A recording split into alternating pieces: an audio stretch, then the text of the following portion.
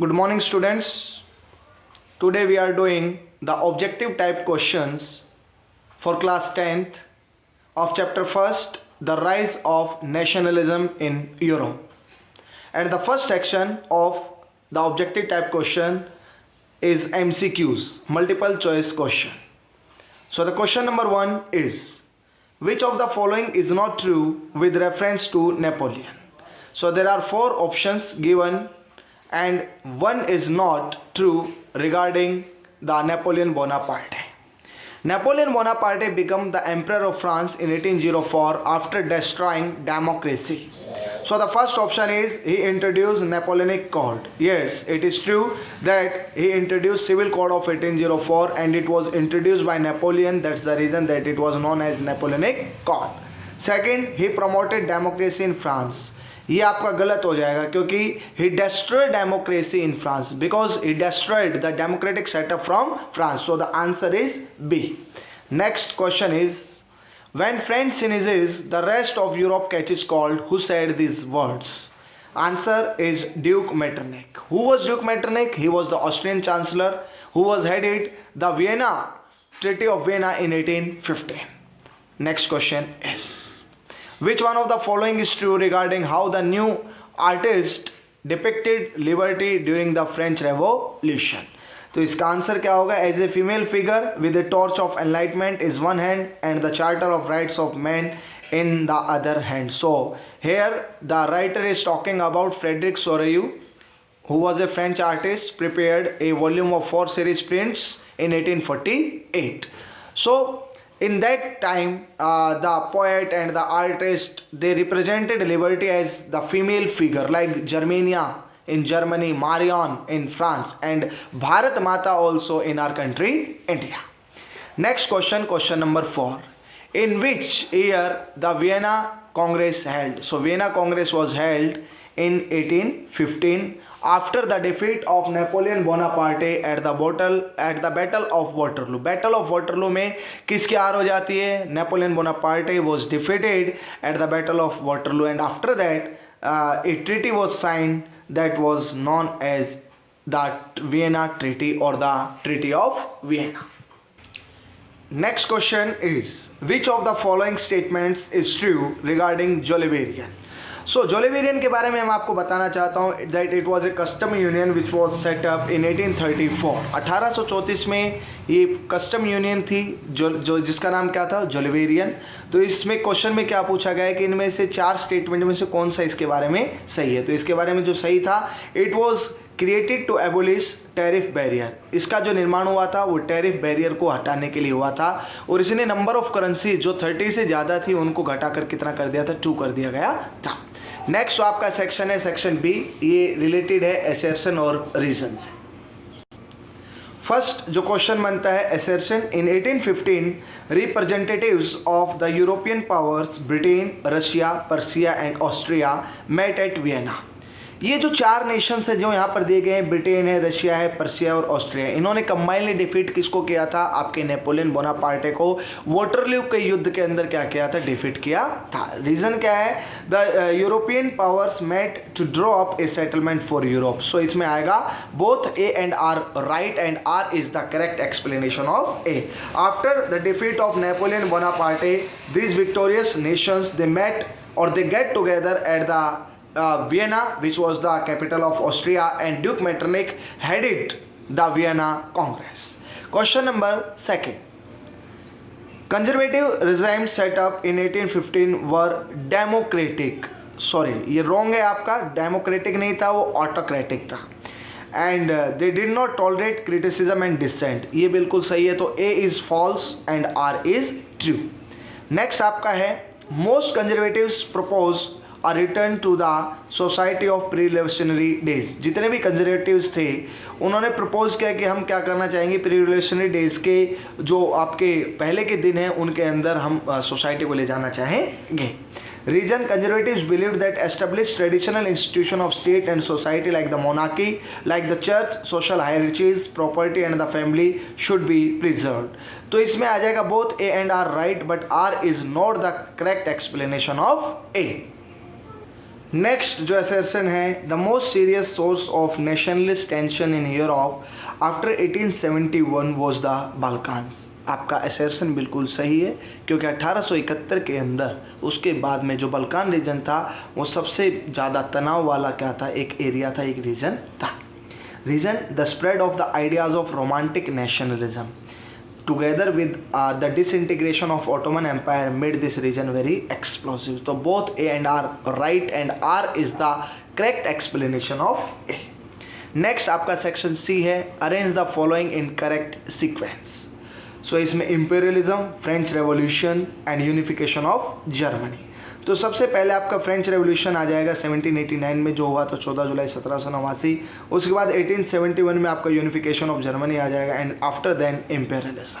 तो इसका सही सीक्वेंस होगा BCA। नेक्स्ट आपका जो डी सेक्शन है उसमें मैचअप्स है, कॉलम ए को कॉलम बी से हमें क्या करना है, मैच करना है। सो फ्रेडरिक सोरेयू सबसे पहले वो क्या थे, एक फ्रेंच आर्टिस्ट थे। सेकेंड जुसेपे मैत्सीनी जो क्या थे, एक इटालियन रेवोल्यूशनरी थे। विक्टर इमैनुअल सेकेंड जो यूनिफाइड इटली, जब इटली यूनिफाइड हुआ 1861 में तो उसके क्या थे, किंग बने थे। And Kesar William first, he was the German emperor. Next आपका मैचअप्स है यंग इटली। यंग इटली किसने बनाया, दो सीक्रेट ऑर्गेनाइजेशन थी जो बनाई गई थी, एक यंग इटली जो मर्साइल्स में बनी थी, एक यंग यूरोप जो बर्न में बनी थी। वो किसके द्वारा बनाई गई थी, Giuseppe Mazzini. First king of united Italy that was Victor Emmanuel second. Congress at Vienna 1815 was headed by Duke Metternich who was the Austrian Chancellor, जो क्या थे, ऑस्ट्रिया के क्या थे, चांसलर थे। नेक्स्ट आपका सेक्शन ए आता है, correct the following statement and rewrite. The first clear expression of nationalist came with the Russian revolution in 1789। तो 1789 में आपका कौन सा रेवोल्यूशन हुआ था, फ्रेंच रेवोल्यूशन हुआ था, ना कि आपका कौन सा रेवोल्यूशन हुआ था, रशियन रेवोल्यूशन हुआ था। तो इसमें आंसर क्या आ जाएगा, French. Conservatives believed that established traditional institutions। अब यहाँ पर रेवोल्यूशनरीज है, रेवोल्यूशनरीज इस चीज़ में बिलीव नहीं करते थे। वो कौन लोग थे, वो कंजर्वेटिव्स थे जो चाहते थे कि राजतंत्र, चर्च और समाज में जो संस्थाएं चल रही हैं उनको और ज़्यादा क्या मिले, उनको प्रिजर्वेशन मिले, उनको और ज़्यादा पावर मिले। तो यहाँ पर रेवोल्यूशनरी की जगह पर हम यहाँ पर क्या पुट करेंगे, यहाँ पर हम कंजर्वेटिव्स क्या कर देंगे, पुट कर देंगे। तो ये आपका सही आंसर क्या हो जाएगा, आपका कंजर्वेटिव्स बिलीव्ड आएगा, ना कि रेवोल्यूशनरी बिलीव्ड। नेक्स्ट क्वेश्चन है, civil code of 1804 recognise Greeks as an independent nations. तो सिविल कोड ऑफ 1804 ये आपका आंसर नहीं है, क्योंकि ट्रीटी ऑफ कॉन्स्टेंटिनोपल जो 1832 के अंदर हुआ था उससे यूनान एक स्वतंत्र क्या बना था, राष्ट्र बना था। तो यहाँ पर क्या आंसर आ जाएगा, the treaty of Constantinople of 1832 recognise Greek as an independent nation. Next question number 4. Like Germany, Italy too had a long history of political fragmentation. Germany was divided into 7 states, of which one, Sardinia Piedmont, was ruled by an Italian princely house. Okay, the answer यहाँ पर क्या होगा कि ठीक है, like Germany, Italy was also a fragmented state and Italy was divided, not Germany. यहाँ Germany के place पर हम क्या डाल देंगे, इटली डाल देंगे, क्योंकि सार्डिनिया पिडमॉन्ट जिसका हेड कौन था, विक्टर इमैनुअल सेकेंड था, और जिसका जो चीफ मिनिस्टर था वो कौन था, काउंट द कैमिलो कावुर थे। उन्होंने क्या किया था, इटली का यूनिफिकेशन किया था। तो यहाँ पर जर्मनी के प्लेस पर हमको क्या करना है, यहाँ पर हमें इटली पुट कर देना है। नेक्स्ट है question number 5। In 1861 Victor Emmanuel second was proclaimed king of united. तो यहाँ पर जर्मनी नहीं आएगा, जर्मनी के जो राजा थे वो केसर विलियम फर्स्ट थे, तो यहाँ पर आ जाएगा यूनाइटेड इटली। नेक्स्ट जो सेक्शन है वो एफ सेक्शन है, fill in the blanks. The political and constitutional changes after French Revolution led to the transfer of sovereignty from the monarchy to a, तो इसमें आ जाएगा body of French citizens। Next है, in January 1871 the Persian king William I was proclaimed a German emperor in a ceremony held at the palace of Versailles। Answer क्या आ जाएगा, Versailles। Next question है, chief minister dash who led the movement of unify the regions of Italy.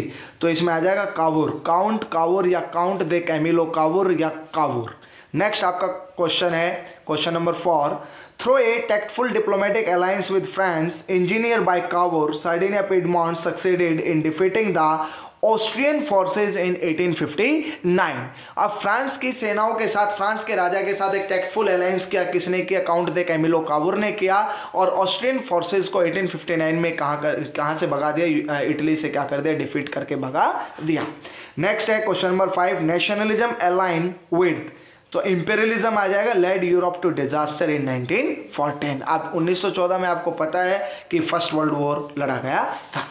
Next आपका है इन 1834 ए custom union और Zollverein was formed at the initiative of Prussia. अब किसके initiative पे ये जोलिवेरियन बना? पर्शिया के बना। And joined by the most of the German states. The union abolish tariff barriers and reduce the number of currencies over 30 to 2. So this was the major contribution of this Joliverian in 1834 when it was formed and on the initiative of Persia. Next आपका question है when French sneezes Metternich once remarked the rest of Europe catches cold. तो यहाँ पर क्या आ जाएगा? Duke Metternich. Next आपका section जी है read the information and write a single term. The political philosophy prevailing in Europe during the 19th century that stressed the importance of tradition. So the answer आपका क्या आ जाएगा? Conservatism. Next question है awareness of women's right and interest based on the belief of the social, economic and political equality of gender. So हम क्या कहते हैं? उन्हें feminist कहते हैं। क्या कहते हैं? feminist.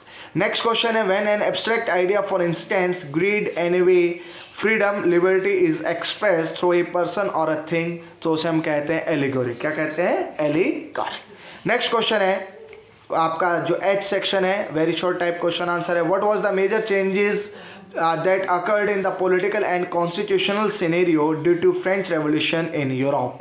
So French Revolution का रिजल्ट क्या आया? That transfer of power from monarchy to democracy, कि राजतंत्र से शक्तियां निकलकर लोकतंत्र के हाथों में क्या हो गई थी? चली गई थी। नेक्स्ट क्वेश्चन है name the treaty of 1832 that recognise Greek as an independent nation. So उसका आंसर होगा treaty of Constantinople. Next question name the event that mobilise nationalist feeling among the educated elite across Europe in 1830 to 1848। Answer होगा Greek war of independence. Next question है what was the main aim of the revolutionaries of Europe during the years following 1815। तो उनका ultimate aim था creation of nation states, राष्ट्र राज्यों का निर्माण करना। नेक्स्ट क्वेश्चन है question number 5 why did most of the conservative regimes impose censorship laws to control printed material associated with the French Revolution in 1815 because they did not want to tolerate criticism, dissent and sought to curb activities that questions the legitimacy of autocratic government. Why they put censorship over the press? अब conservatives ने press का मुंह बंद करने के लिए censorship कानून बनाया। क्यों बनाया? क्योंकि वो डिसेंट और क्रिटिसिज्म को क्या नहीं कर सकते थे? टॉलरेट नहीं कर सकते थे। क्योंकि 14 जुलाई 1789 में जो फ्रेंच रेवोल्यूशन हुआ था उसमें प्रिंटेड मटेरियल का एक बहुत बड़ा क्या था? एक रोल था। दैट्स वाज द रीजन कि उन्होंने क्या किया था? प्रेस के ऊपर सेंसरशिप लगा दी थी। क्वेश्चन नंबर आपका नेक्स्ट है It was a secret society formed by Giuseppe Mazzini. Identify the society. So answer is Young Italy, which was formed by Giuseppe Mazzini. और ये Young Italy जो थी वो कहाँ पर बनी थी? ये मर्साइल्स के अंदर बनाई गई थी। नेक्स्ट आपका जो क्वेश्चन है question number 7 carefully study the given painting and answer the following questions. First identify the allegory, तो यहाँ पर आंसर होगा Germania. Why allegories were invaded by artists? Allegories were invented by artists to represent the nation. राष्ट्रों को represent करने के लिए allegory का क्या किया जाता था? निर्माण किया जाता था। नेक्स्ट आपका क्वेश्चन है हु प्रिपेयर्ड द शॉन allegory? So Philip Veit, answer इसका क्या होगा? Philip Veit was the person who prepared this allegory. Next आपका सेक्शन है वो है सोर्स, एक्सट्रैक्ट और case based integrated question. So the extract first हम पढ़ रहे हैं Nature has created men and women to carry out different function. Man, the stronger, the bolder and freer of the two, has been designated as protector of the family. Its provider meant for public tasks in the domain of law, production, defense. Woman, the weaker, dependent and timid, requires the protection of man. इसमें साफ लिख रखा है कि gender inequality के बारे में बात कर रखी है कि मैन को रिप्रेजेंट किया गया है बोल्ड, क्रेजियस, और एज कंपेयर जो वीमेन जो है उस पार्ट को प्रोटेक्टेड पार्ट माना गया है. इसमें हर स्पेयर इज द होम. अब महिलाओं के लिए जो स्पेयर उसका घर है. The care of the children and the nurturing of the family. Do we require any further proof that given such differences equality between the sexes would only endanger harmony and destroy the dignity of the family? So the question number 1 is, analyze the status of women in the German society during the 19th century. What was the condition of women? As most liberals were against equality of men and women, women were denied political rights. अब liberalism जो था, जिसका मतलब simple ही था, equality before law, freedom for all, but they were not believed to give equal right, political right to women as compared to men. Though women had formed political association, taken part in political meetings and demonstration, they were denied suffrage rights during the election of assembly. अब महिलाओं के अपने क्या थे, political association भी थे, उन्होंने political meetings में भी भाग लिया, उन्होंने विद्रोह प्रदर्शन में भी भाग लिया, बट उनको क्या नहीं मिल पाए, उनको पॉलिटिकल राइट्स नहीं मिल पाए, उनको वोटिंग राइट नहीं दिया गया. When the Frankfurt Parliament convened in the Church of St. Paul, women were admitted only as observer to stand in the visitor gallery. महिलाओं को केवल क्या किया गया, एक विजिटर गैलरी के अंदर केवल ऑब्जर्व कि भाई उनकी क्या है कि वो प्रेजेंस हैं, बट उनको कोई पॉलिटिकल राइट नहीं है कि वो क्या कर सके, इलेक्शन, असेंबली इलेक्शन के अंदर क्या कर सके, पार्टिसिपेट कर सके. नेक्स्ट आपका एक्सट्रैक्ट सेकंड है, ideas of national unity in the early 19th century Europe were closely allied to the ideology of liberalism. The term liberalism derives from the Latin root liber meaning free. अब जो liberalism है वो English word है और जो उसका Latin root है वो लिबर वर्ड है, जिसका मतलब क्या होता है, free. For the new middle classes liberalism stood for. अब जो मिडिल क्लास था उसके लिए लिबरलिज्म क्या था, freedom for the individual and equality of all before the law. Politically it emphasise the concept of government by consent. It means that the government should be elected by the people. Since the French Revolution, liberalism had stood for the end of autocracy and clerical privileges, a constitution and representative government through parliament. अब these persons, those who believed in the ideology of liberalism, they were against of the autocracy, the clerical privileges. They believed in the constitution and the representative government through parliament. 19th century liberals also stressed the inalienability of private property, yet equality before law did not necessarily stand for universal suffrage. You will recall that in the revolutionary France, which marked the first political experiment in liberal democracy, the right to vote and to get elected was granted exclusively to the property owning men. At that time, the voting right was given only to the property owning men and the active citizens. अब question number 1 क्या है? Which of the following is not true with the respect to the 19th century split of nationalism in Europe? So universal suffrage was not true, क्योंकि उस समय सभी को क्या नहीं दिया गया था, वोटिंग राइट नहीं दिया गया था. क्वेश्चन नंबर 2 क्या है? Which of the following did not stand for liberalism? The citizen should not have right to private property. तो इसका आंसर क्या आ जाएगा? डी. नेक्स्ट क्वेश्चन क्या है? Which of the following feature of liberalism is not true for the French revolution? So unified economy, ये आपका क्या नहीं है, इसमें ट्रू नहीं है regarding the French revolution. Next question है, which country is considered as the pioneer of liberal democracy? तो इसका आंसर आपका क्या आ जाएगा? फ्रांस. क्या आ जाएगा आपका? France. So France is the right answer of this question. So my dear students, today we learn the objective type questions of chapter 1st, the nationalism in Europe. You have to watch this video, understand all the questions and learn each and every question with attention. Thank you and have a nice day.